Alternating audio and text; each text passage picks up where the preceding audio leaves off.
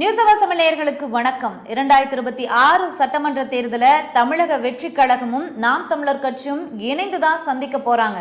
இதற்காக நடிகர் விஜயும் சீமானும் ரகசிய மீட்டிங் நடத்திட்டு வராங்க.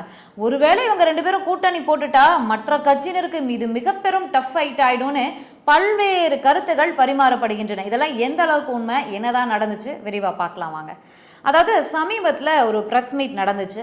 இந்த ப்ரெஸ் மீட்டில் நாம் தமிழர் கட்சியின் தலைமை ஒருங்கிணைப்பாளர் சீமான் அவர்கிட்ட பல்வேறு கேள்விகளை முன் வச்சிருந்தாங்க. அதாவது யூடியூபர் சவுக்கு அவருடைய கைது, ரெட்ஃபிக்ஸ் ஃபெலிக்ஸ் அவருடைய கைது, இந்த கைதையெல்லாம் எப்படி பார்க்குறீங்க, கண்டிக்கிறீங்களா, இந்த மாதிரியான பல்வேறு கேள்விகளை முன் வச்சிருந்தாங்க. அதற்கும் அவர் பதில் சொல்லிட்டு இருந்தார். சவுக்கு கைது ஓகே, ஃபெலிக்ஸ் எதுக்காக கைது பண்ணீங்க, அவர் என்ன கஞ்சா வச்சிருந்தாரா, அவர் மீது என்ன வழக்கு போட்டிருக்கீங்க, ஏன் அவர் நீதிமன்ற காவலில் வச்சிருக்கீங்க அப்படின்னு பல்வேறு விஷயங்களை அவர் கேட்டிருந்தார். அதற்கு பிறகு நடிகர் விஜய் பற்றி பேசும்போது, நடிகர் விஜயும் நீங்களும் கூட்டணி அமைக்க போறீங்களா, நீங்களும் நடிகர் விஜயும் ரகசியமாக சந்திச்சு பேசினதாலாம் தகவல் வருது அப்படின்னு சொன்னப்ப வச்சா என்ன அப்படின்னாரு. ஆமாம் அப்படின்னாரு. ஏன் அண்ணனும் தம்பியோ சந்திச்சிடக்கூடாதுன்னு நினைக்கிறீங்களா, சந்திச்சா என்ன அப்படின்னு அவர் கேட்டிருந்தாரு. இதற்கு செய்தியாளர் சந்திப்புல இருந்து இல்லை அவங்க ரெண்டு பேரும் கூட்டணி அமைச்சிட்டா அந்த கூட்டணி பலமாக இருக்கும்னு பலர் விமர்சிக்கிறாங்க அப்படின்னு சொன்னப்ப ஓ அப்படியா அப்படின்னு சொல்லி கேட்டிருந்தாரு. நடிகர் விஜய் அவருடைய அந்த தமிழக வெற்றி கழகம் அந்த கட்சியின் மாநாட்டுக்குள்ள நீங்கள் கலந்துக்க போறீங்களா அப்படின்னு ஒரு கேள்வியை முன் வச்சப்ப உங்களை மாதிரியே தான் தம்பி ஸ்டைலே சொல்லணும் அப்படின்னா ஐ எம் வெயிட்டிங் அப்படின்னு நடிகர் சீமான் அவர்கள் சொல்லியிருந்தார். சரி, அரசியல் களத்தில் இப்போ இந்த பேச்சு வர காரணம் என்ன, ஏன் வருது, ஏன் இந்த கேள்விகளை அடுக்கிறாங்க அப்படின்னா, நடிகர் விஜய் கட்சி ஆரம்பிச்சதுமே இந்த 2024 தேர்தலில் எங்களுக்கான இந்த களம் காலச்சூழல் ரொம்ப குறைவாக இருக்கிறதுனால இந்த தேர்தலில் நாங்கள் போட்டியிடலை, இந்த தேர்தலை நாங்கள் சந்திக்கலை, 26 தான் எங்களுடைய களம், 26ல் தான் நாங்கள் கப்பு முக்கியம் பிகில அப்படிங்கிற மாதிரி அவர் ஒரு அறிவிப்பையுமே வெளியிட்டிருந்தார். அந்த கட்சி ஆரம்பிச்சதுலேருந்தே நடிகர் விஜய் அரசியலுக்கு வரார் அப்படின்னு சந்திக்கிற எல்லார்ட்டையுமே செய்தியாளர்கள் கேள்விகளை முன் வச்சுட்டு இருந்தாங்க. அவங்களுடைய கருத்துக்களும் அவங்க பகிர்ந்துட்டு தான் இருந்தாங்க.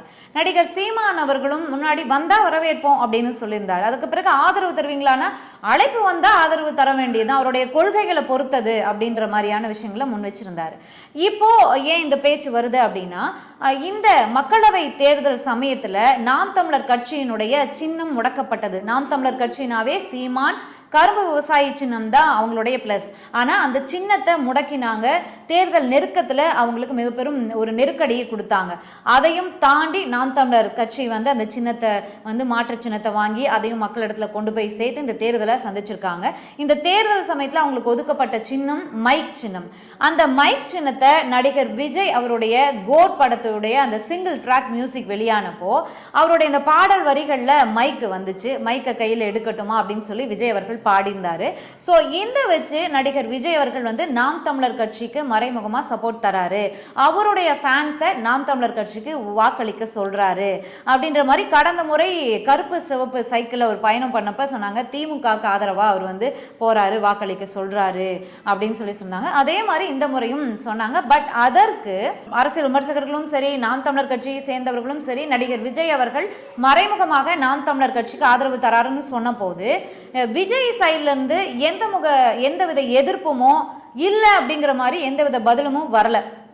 ஸோ வராத பட்சத்தில் அந்த ஆதரவாகவே பார்க்கப்பட்டது. இதன் அடிப்படையில் தான் 26ல் நீங்கள் கூட்டணி சேருவீங்களா, ஏன்னா நாம் தமிழர் கட்சி தொடர்ந்து தனித்தே போட்டிட்டு வருகிறது.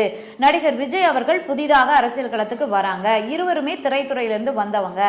அப்படி இருக்கும்போது விஜய் அவர்கள் தன்னுடைய கொள்கைகளை மட்டும் இதுவரைக்கும் எதுவுமே அறிவிக்கலை. ஸோ கொள்கைகளை அறிவித்தால் பார்க்கலாம், நடிகர் விஜய் தரப்புல இருந்து அழைப்பு வந்தால் பார்க்கலாம் அப்படிங்கிற முடிவை சீமான் அவர்கள் பல்வேறு இடங்கள்ல சொல்லியிருக்காரு. இப்போ அவர் ஐ எம் வெயிட்டிங் அப்படின்னு சொன்னதுதான் இவங்களுடைய இந்த விமர்சனங்களுக்கு காரணமாக இருக்கு. சரி, தொடர்ந்து அவங்களுடைய நடவடிக்கைகள் எப்படி இருக்கு என்னங்கிறத நம்ம அடுத்தடுத்த நிகழ்ச்சிகளை பார்க்கலாம். நன்றி.